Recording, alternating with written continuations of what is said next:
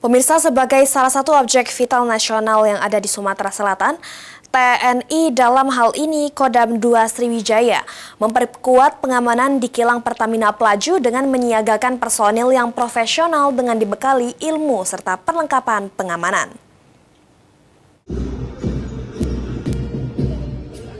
Lapor apel kesiapsiagaan pengamanan instalasi.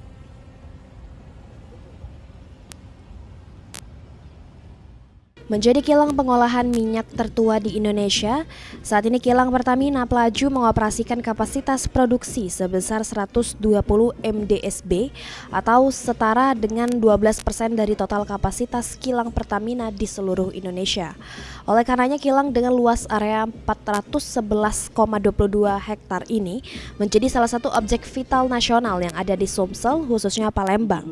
TNI dalam hal ini Kodam 2 Sriwijaya bersama Lanut SMH dan Lanal Palembang menerjunkan 286 personil untuk melakukan pengamanan. Dalam penempatan personil guna melakukan pengamanan, tim menyiagakan personil yang profesional dengan dibekali ilmu dan juga perlengkapan pengamanan yang baik. Tambahan yaitu foto bersama.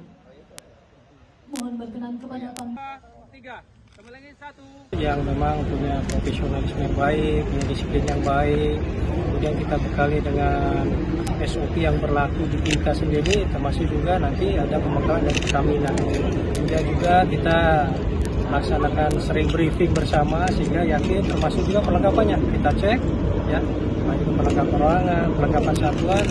Kita yakin bahwa prajurit yang kita berikan bantuan kepada PT Pertamina siap melaksanakan tugas dengan maksimal. Penempatan personil TNI di lokasi kilang Pertamina ini dilakukan dengan apel gabungan pengamanan yang juga digelar serentak di beberapa lokasi Pertamina seluruh Indonesia. Tim Liputan, PAL TV.